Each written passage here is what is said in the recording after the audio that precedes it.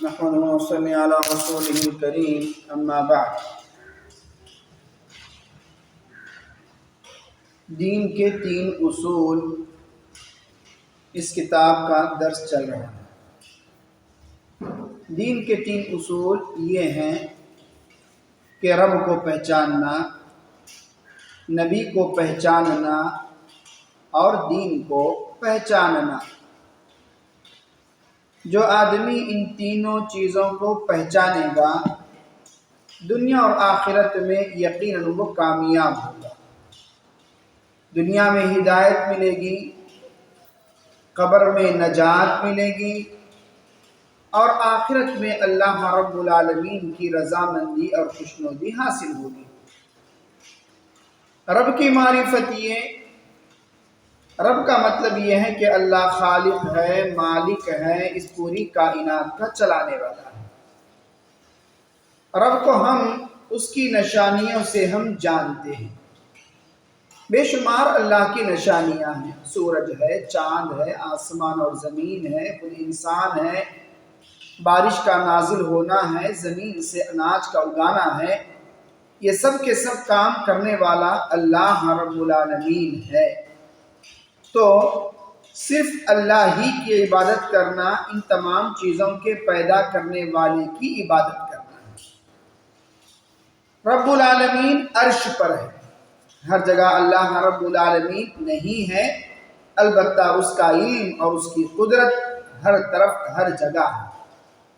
ہر جگہ اللہ رب العالمین ہر جگہ کا علم رکھتا ہے، ہر چیز پر اللہ رب العالمین قادر ہے، لیکن اللہ رب العالمین عرش پر ہے۔ جب اللہ رب العالمین ہم تمام کو پیدا کیا تو عبادت کے قابل بھی اللہ ہی ہے۔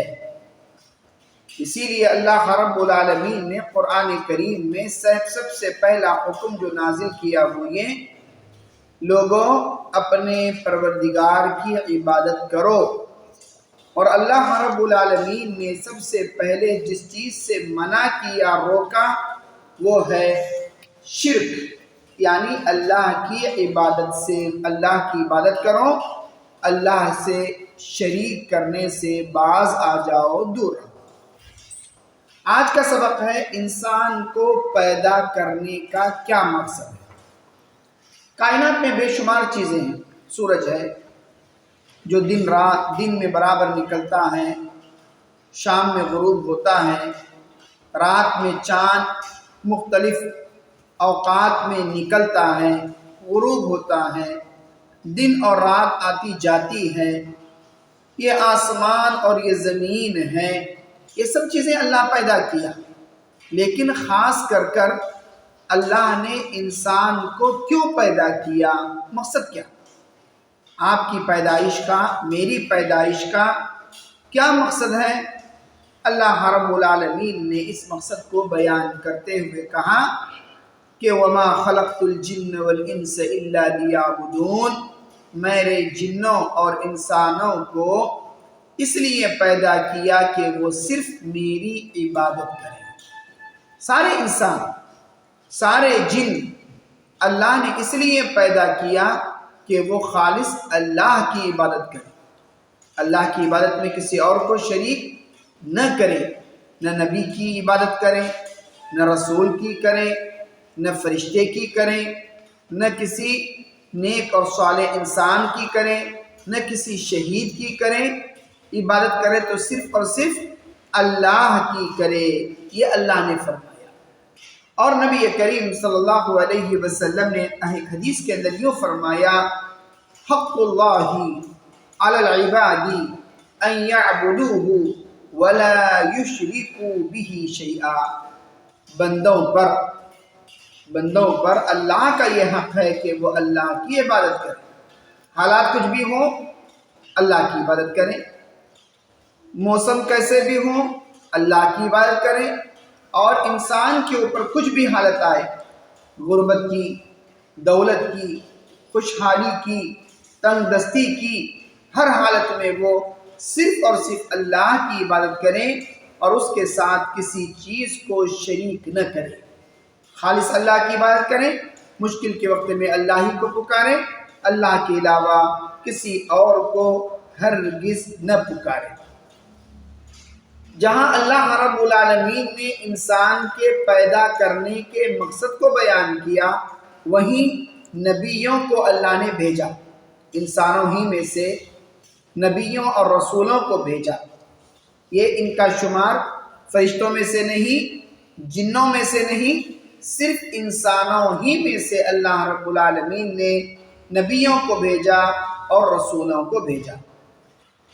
اس سلسلے میں اللہ رب العالمین نے اس دنیا میں بہت سے نبی اور رسول بھیجے۔ کتنے نبی اور رسول؟ ایک روایت کے اندر 1,00,000 سے زیادہ نبیوں اور رسولوں کو بھیجا اور 300 سے زیادہ رسولوں کو بھیجا، اور آخری نبی اور رسول محمد صلی اللہ علیہ وسلم کیوں بھیجا؟ کہ وہ لوگوں کو توحید کی دعوت دیں۔ توحید کا مطلب کیا؟ ایک اللہ کی عبادت کی طرف لوگوں کو بلائیں، یعنی شرک نہ کریں، درگاہ پرستی نہ کریں اور پیر پرستی نہ کریں، بلکہ خالص اللہ کی عبادت کریں اور لوگوں کو شرک سے روکیں۔ شرک سے کیسے روکیں؟ یعنی شرک کے جو بھی مظہر اور طریقے ہیں، جیسے بتوں کی پوجا کرنا ہو، درگاہ کی پوجا کرنا ہو، یا ایک غیر اللہ کی مختلف انداز سے پوجا کرنا ہو، ان تمام چیزوں سے روک کر صرف خالص اللہ کی عبادت کریں۔ اللہ نے فرمایا وَلَقَدْ بَعَثْنَا فِي كُلِّ أُمَّةٍ رَسُولًا أَنِ اعْبُدُوا اللَّهَ وَاجْتَنِبُوا الطَّاغُوتَ۔ ہم نے ہر امت میں ایک رسول بھیجا، ہر امت میں۔ یہ امت محمدیہ کے آنے سے پہلے ہر امت میں اللہ نے ایک نہ ایک رسول کو بھیجا، نبی کو بھیجا۔ کیوں؟ کیا دے کر بھیجا؟ جو انہیں دعوت یہ دے کہ تم اللہ کی عبادت کرو اور اس کے سوا تمام معبودوں سے بچو، طاغوت سے بچو، غیر اللہ کی عبادت سے بچو۔ طاغوت کا کیا مطلب ہے؟ طاغوت کا مطلب یہ ہے حد سے آگے بڑھنے والا۔ طاغوت بہت ہیں، ان میں سے 5 بڑے ہیں۔ کیا ہیں؟ نمبر 1 ابلیس۔ جو بھی ابلیس کی پوجا کرے گا گویا وہ طاغوت کی پوجا کرتا ہے۔ وہ شخص جس کی عبادت کی جائے اور وہ اس عبادت سے راضی ہو۔ اگر کوئی آدمی ہے، کوئی آ کر اس کے سامنے سجدہ کرتا ہے اور وہ راضی ہے، خاموش ہے، تو وہ بھی طاغوت ہے، وہ بھی طاغوت۔ بہت سارے ویڈیو میں آپ دیکھے ہوں گے کہ لوگ آتے ہیں، سجدے میں گر جاتے ہیں، ان کے پیر پکڑتے ہیں، پیروں میں اپنے سر کو رکھ دیتے ہیں، اور وہ منع نہیں کرتا، وہ روکتا نہیں ہے، خاموش ہوتا ہے، تو وہ بھی طاغوت۔ وہ شخص جو لوگوں کو اپنی عبادت کی دعوت دے۔ ایک آدمی کہتا ہے کہ آؤ میری پوجا کرو، میری عبادت کرو، مجھ سے مانگو، تو وہ آدمی بھی طاغوت ہے۔